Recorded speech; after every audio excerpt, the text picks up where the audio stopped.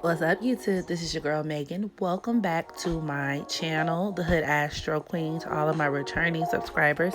However, if this is your first time joining me on today, be sure to hit that subscribe button because you know you want to. And that in the background, never mind that. I just thought I'd try something new, like the cool little elevator tunes, you know what I'm saying? Y'all let me know if it's a little bit too much. I don't know. I'm just playing around with stuff at this point. But yeah, so today I am doing another pre-selected free reading. Okay, this is one of the 5 free readings that I chose earlier this month for the month of October. And yeah, so let's go ahead and get started. So this entry comes from someone named Silent Scorpion, okay? And her entry reads, "Hi, Hood Astro Queen. I'm a new subscriber to your channel and I absolutely love your videos. So I thank you, darling. I have literally binge watched them all. Thanks. My questions are, and I actually have 2.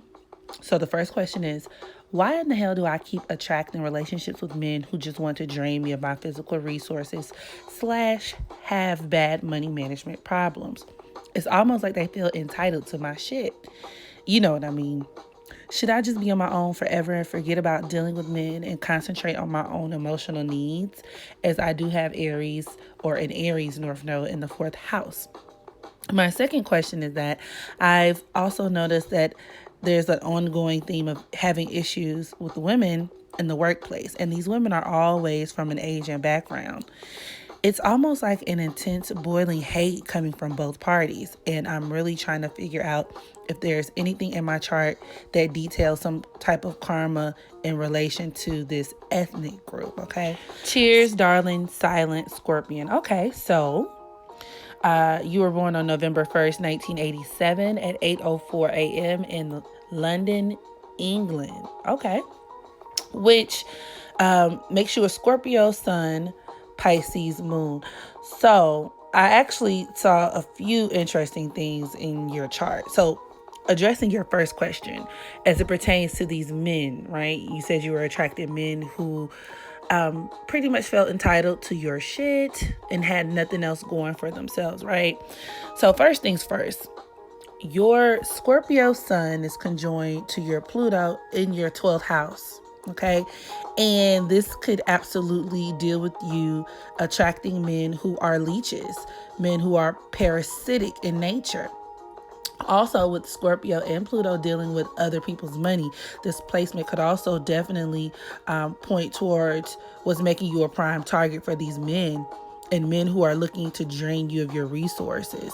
And with Pluto and Scorpio also dealing with fusing, right? It deals with things being fused together, being enmeshed together as one. These men could even look at you like what's yours is mine type of thing, right? And this could also point towards you attracting men who have a lot of debt. So these men could also have their own money problems, which is very consistent with you saying that they have horrible money management problems. So I would assume a person with horrible money management problems would amass a fair amount of debt, right? They are also likely to be master manipulators with this getup. They could even be the type to, figure you out and distract you with sex. They could also be very sneaky with ulterior motives. And your sun is forming a sextile to your Neptune, which is in your 2nd house of Capricorn. Now, the 2nd house deals with your finances, what you earn, right? So this aspect can actually point towards you being a bit of a sugar mama. So, and I want you to be honest with yourself on this, because people can only do what you allow them to do. You know what I mean? So this aspect could even deal with you supporting men financially. Men looking at you as like an easy come up. Like, oh, okay, well, she got it going on, whatever. So this is, this might be a good hookup for me type of thing. You also have Pisces in your 5th house, which, also deals with you you naturally attract partners who are moochers, liars, con artists, and they could also be lazy. These could be men who have an aversion to hard work and just feel like, man, listen, if I can come up the easy way, that's what I'm going to do. Especially with your sun trining your moon. It's like, that especially, and trines in and of themselves deal with laziness. So, depending on how you want to look at it, it could be for them, it's a blessing, but it's just like, look, why work harder when I can work smarter? You know what I'm saying? So I think that's a lot of the reason. Gemini is also in your 7th house with Mercury. You have you mentioned this also with having your Mercury at the 29th degree of Libra, because Mercury governs Gemini. This reinforces you having a lot of issues. You're naturally going to have a lot of issues with men.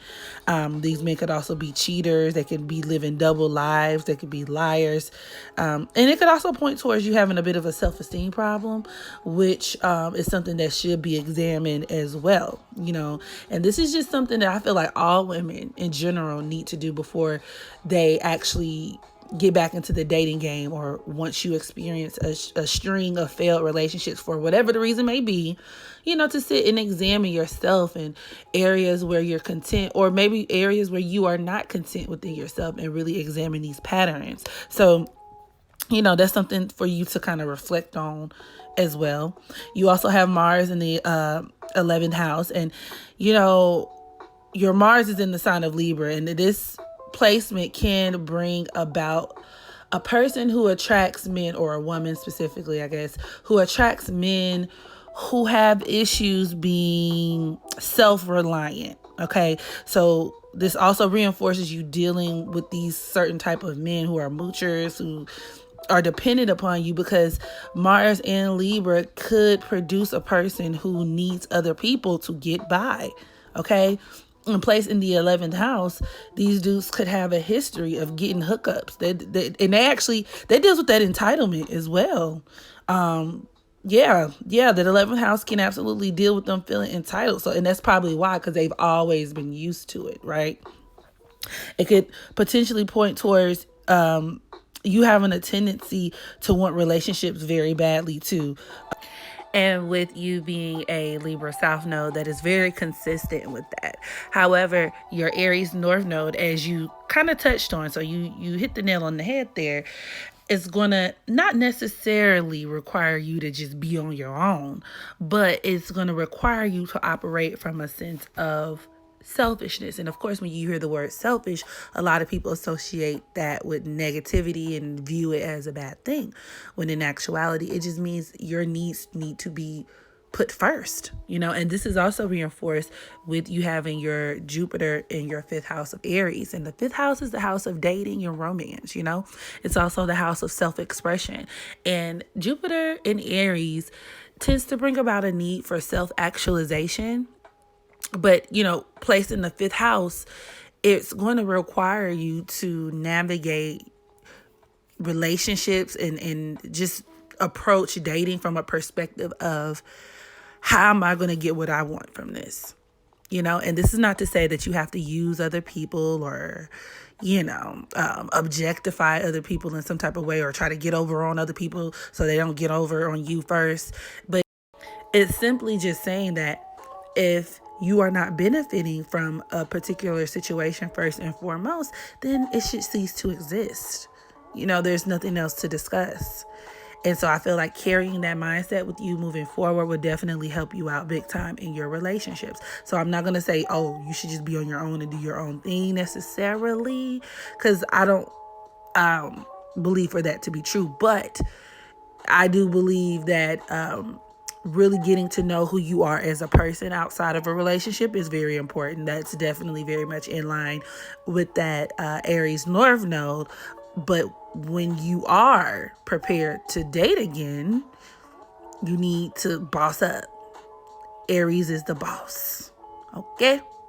So moving on to your second question, which was in regards to you encountering a lot of hostile situations with Asian women in your workplace. So first things first, you do have Cancer in your 8th house, which absolutely brings about karmic situations involving race. And one of your questions was if there could even be some type of karmic indicators. So yeah, the answer is yes. Like, this is a karmic situation here. Cancer in the 8th house can make you a victim of racism, or make you somebody who experiences a lot of racism. in life, but it can also make you a rather prejudiced person yourself, because I don't feel like Black people could be racist, but that's just Megan. That's just me. No, I don't think it's possible. But at the end of the day, yes, because I know you even mentioned that it's like a boiling hatred or seething hatred on both sides. So I could absolutely see you kind of having a certain prejudice as well. Like, fuck that shit. Also, your moon is squaring your Saturn, which reinforces dealing with this in the workplace, or dealing with racism in the workplace. Now, these Asian women that you tend to not get along with could view you as boisterous, loud, and irresponsible, perhaps even obnoxious and unorganized, especially with your Saturn in Sagittarius at the 18th degree. They probably look at you as like you're just somebody who's just like, and actually how a lot of people view Black women, like, look at them, just come, here she comes with all this bonquishness and extraness, and it's so disgusting. But with you having Virgo in your 10th house, it deals with that 10th house could even be representative of Asians. Like, because first of all, the 10th house deals with your career, right? Your career, your workplace. But Virgo is very much adjacent to Asian culture, because it's very much focused on order, right? They're very big on manners. They're very big on routine, etiquette. They are very prudent. They are very focused with tradition and customs, and they're very self-contained as a group of people. And so I feel like you're encountering a lot of these Asian women who embody a lot of these qualities, and so they're looking at you like, WTF, and you're looking back at them like, WTF, sis, like, what's the tea?